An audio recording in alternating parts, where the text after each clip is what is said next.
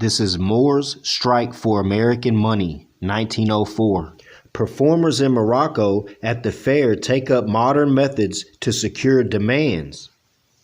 Are in turn locked out. Director of Concessions Greg interferes in behalf of dissatisfied workers, strangers in a strange land.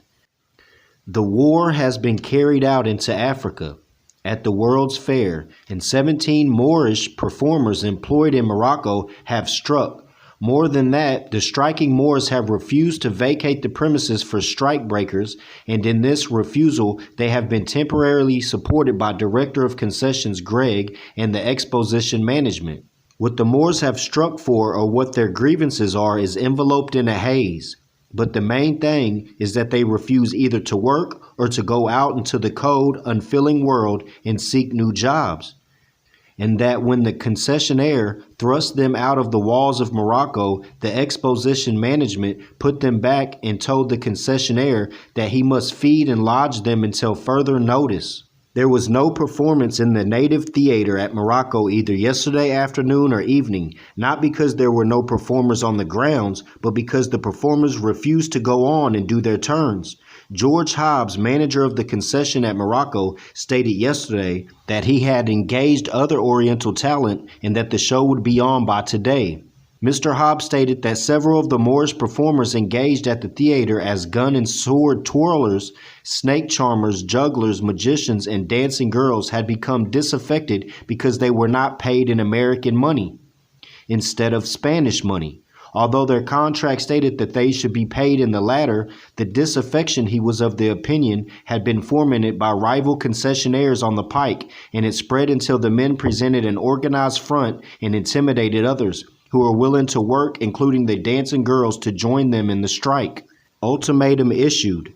Yesterday morning, Mr. Hobbs stated the ultimatum of either working or quitting was presented to the strikers. The Orientals refused to do either. Then they were thrust beyond the other walls of Morocco, and immediately there was walling and gnashing of teeth among them, and they gathered together and spoke one to another, counseling what they should do. And they went to the office of the commander of the Jefferson Guards, and there made their plaint. Then the commandant summoned the director of concessions, and to him the Sheiks, Sharifs, Pashas, and other Moors and Arabs sitting cross-legged in the outer hall, told the story of their wrongs. And the director of concessions summoned the officials of Morocco to him and told them that they must take back their people into the walls of Morocco. And greatly rejoicing, the Sheiks and Pashas and Sharifs arose and went on their way back within the walls of Morocco. Director of Concessions Greg explained his actions in forcing the concessionaires of Morocco to take back their men by the statement that the Moors were strangers in the strange land. With probably but little money, who should not be put out into the exposition grounds to be a charge on the management. He stated that he did not want his action in this case to be considered a precedent for continued interference between employer and employee at the exposition, nor as an attempt to question the right of the former to discharge an employee. But he considered the present an extraordinary case, and pending a fuller investigation, he thought his action the proper thing to do. I wanted to read this clipping before I go.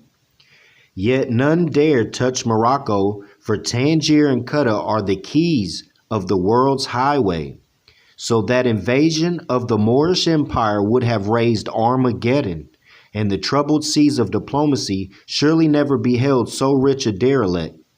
300,000 square miles of Earth's most fertile land lying at Europe's very door, and with 1,300 miles of coastline, a perpetual riviera on two of the world's most important waterways, the Mediterranean and the Atlantic, a prize indeed. Peace and love. I hope you enjoyed the demonstration. Divine honors to Prophet Noble Drew Ali and the Moorish Divine and National Movement. Peace to all my brothers and sisters out there, Moorish, Muslim sons and all. Islam.